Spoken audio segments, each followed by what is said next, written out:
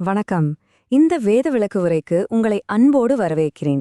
பல நூற்றாண்டுகளுக்கு முன்னாடி எழுதப்பட்ட ஒரு வரலாற்று சிறப்புமிக்க வேத பகுதிய இன்னைக்கு நம்ம அன்றாட வாழ்க்கைக்கு எப்படி ஒரு பிராக்டிகலான வழிகாட்டியா மாத்தலாம் தான் நாம இப்ப பார்க்க போறோம். நிச்சயமா இந்த ஆய்வு உங்களை ஒரு புது கோணத்துல சிந்திக்க வைக்கும். வாங்க உள்ள போகலாம். இந்த பவர்ஃபுல்லான வசனத்தோடையே நாம் ஆரம்பிக்கலாமே. கர்த்தாவே, காலையிலே என் சத்தத்தை கேட்டருளுவீர், காலையிலே உமக்கு நேரே வந்து ஆயத்தமாகி காத்திருப்பேன். தாவீது தன்னுடைய நாளை எப்படி தொடங்கினார் அப்படிங்கறத இந்த 5ஆம் சங்கீதம் மிக அழகா படம் பிடிச்சு காத்துது. ஒவ்வொரு நாளையும் தேவனோடு தொடங்குறது எவ்ளோ முக்கியம்னு இது நமக்கு ரொம்ப ஆழமா உணர்த்துது இல்லையா? சரி, இன்னைக்கு நாம என்னென்ன பார்க்க போறோம்னு ஒரு குயிக் ஓவர்வியூ பார்த்துடலாம். முதலாவது காலை தியானமும் ஜெபமும், அடுத்து தேவன் வெறுக்கும் காரியங்கள், அப்புறம் தாவீதின் அந்த தனிப்பட்ட தீர்மானம், தேவனுடைய கிருபையும் வழிநடத்துதலும், நீதியும் மன்னிப்பும், கடைசியா விசுவாசிகளின் ஆசிர்வாதங்கள். இதுதான் நம்ம ஸ்டடி கைடு. பகுதி 1, காலை தியானமும் ஜெபமும். தாவீது தன்னுடைய காலை நேரத்தை எப்படி ரொம்ப பிராக்டிகலா பிளான் பண்ணாருன்னு பாருங்க. இது ஏதோ கடமைக்காக பண்ற ஜெபம் கிடையாதுங்க. இது ஒரு ஆழமான உறவு. இது 3 ஸ்டெப்ஸா பிரிக்கலாம். 1, விண்ணப்பம் செய்தல். 2, தியானித்தல். 3, அப்புறம் ரொம்ப முக்கியமான விஷயம், காத்திருத்தல். இங்க நான் உங்ககிட்ட ஒரு கேள்வி கேட்கிறேன். நம்ம ஜெபிச்சதுக்கு அப்புறம் அதற்கான பதிலுக்காக எதிர்பார்ப்போட காத்திருக்கோமா? ஜெபிக்கிறது எவ்ளோ முக்கியமோ அவ்ளோ முக்கியம் அவருக்காக காத்திருக்கிறதும். பகுதி 2, தேவன் வெறுக்கும் காரியங்கள்.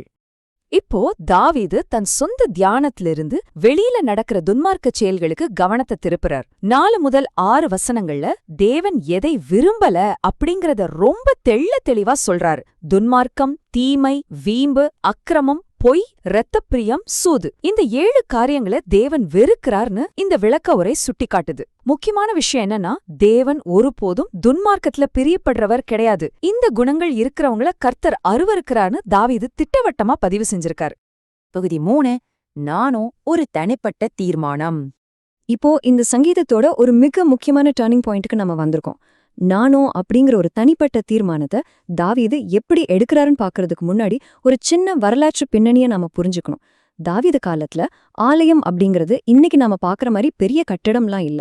அது உடன்படிக்கை பெட்டி இருந்த ஒரு கூடாரம். அதுக்கு முன்னாடி சீலோவிலே இருந்த ஆசிரிப்பு கூடாரத்தை தான் ஆலயம்னு சொன்னாங்க. சரி, தாவீது எப்படி அந்த ஆலயத்துக்குள்ள நுழையிறாருங்கிறதா இங்க ஹைலைட்டே. உலகமே துன்மார்க்கத்துல கிடந்தாலும் அவர் தன்னுடைய சொந்த நற்செயல்களினாலேயோ தன் திறமையினாலேயோ தேவ சமூகத்துக்கு வரல, மாறாக தேவனுடைய மிகுந்த கிருபையினாலேயே பிரவேசிக்கிறார். ஆமாங்க, இத நாம எப்பவும் மனசுல வச்சுக்கணும். நாம தேவனுடைய சமூகத்துல நிக்கிறதே அவருடைய கிருபையினால மட்டும்தான் சாத்தியம். இப்போ இதுல உள்ள அந்த வித்தியாசத்தை கொஞ்சம் கவனிச்சு பாருங்களேன். ஒரு பக்கம் மத்தவங்க என்ன செய்றாங்க? பொய் சொல்லலாம், ஏமாத்தலாம், தவறான வார்த்தைகளை பேசலாம். ஆனா இன்னொரு பக்கம் தாவீதின் அந்த நானோ அப்படிங்கிற பவர்ஃபுல்லான தீர்மானத்தை பாருங்க. மத்தவங்க என்ன வேணாலும் பண்ணட்டும், நானும் உண்மையாயிருப்பேன், நான் ஏமாத்த மாட்டேன், வேதத்தை விரும்புவேன், சரியா பேசுவேன்.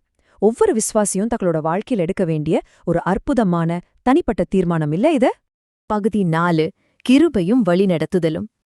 இப்படி உலகத்திலிருந்து வித்தியாசமா இருக்க தீர்மானிச்ச தாவீதுக்கு அது தன் சொந்த பலத்தால செய்ய முடியாதுன்னு நல்லாவே தெரியும். அதனாலதான் 8வது வசனத்துல தேவனுடைய கிருபைக்காகவும் நேரடியான வழிநடத்துதலுக்காகவும் மன்றாடுறார்.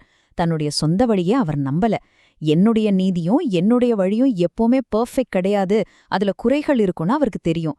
அதனாலதான் உம்முடைய நீதியிலே என்னை நடத்தி உம்முடைய வழியை எனக்கு முன்பாக செவ்வைப்படுத்தும்னு தேவனுடைய பரிபூர்ணமான வழியை அவர் தேடுறார்.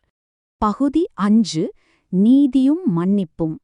நாம 9 மற்றும் 10வது வசனங்களுக்கு வரும்போது எதிரிகளை எப்படி கையாள்றது அப்படிங்கறத பத்தி ரொம்ப நுட்பமான ஒரு இறையியல் கருத்தை இந்த விளக்கு உரை நமக்கு தருது.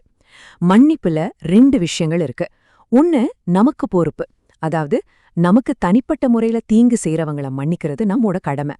ஆனா 2வது, தேவனுடைய அதிகாரம். தேவனுக்கும் ஒரு நாட்டுக்கும் எதிரா செய்யப்படுற குற்றங்களை மன்னிக்க நமக்கு அதிகாரம் கிடையாது. அதுக்கு அவங்க தேவன்கிட்ட தான் மன்னிப்பு கேட்கணும், இல்லனா நியாயமான தண்டனையை அனுபவிக்கணும்.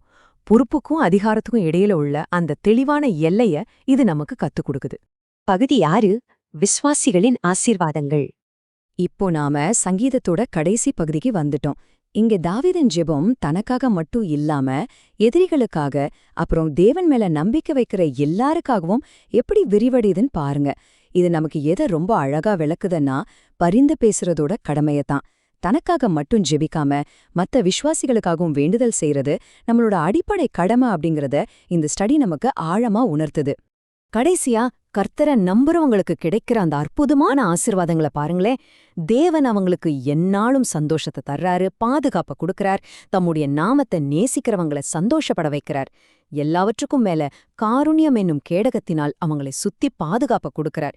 எவ்வளவு உறுதியான நம்பிக்கையான வாக்குத்தத்தங்கள் பாத்தீங்களா? முழுமையா கர்த்தர் மேல நம்பிக்கை வைக்கிறவங்களுக்கு கிடைக்கிற மாபெரும் பரிசுகள் இதெல்லாம் தான். இந்த விளக்க உரையோட முடிவுக்கு நாம வந்துட்டோம். ஆனா போறதுக்கு முன்னாடி உங்ககிட்ட ஒரு முக்கியமான கேள்வியை கேட்க விரும்புறோம். நாமும் தினமும் காலையில எதிர்பார்ப்போடு அவர் பாதத்துல காத்திருக்கிறோமா? தாவீது போல அந்த நானோ அப்படிங்கிற தீர்மானத்தை எடுத்து ஒவ்வொரு நாளையும் அவரோட சமூகத்துல தொடங்க நீங்க ரெடியா? நாளைக்கு காலையில உங்க ஜெபநேரம் எப்படி இருக்க போகுது? கொஞ்சம் சிந்திச்சு பாருங்க. மீண்டும் ஒரு சுவாரஸ்யமான விளக்க உரையில உங்களை சந்திக்கிறேன். அதுவரைக்கும் தொடர்ந்து கத்துக்கோங்க, தேடுங்க. நன்றி.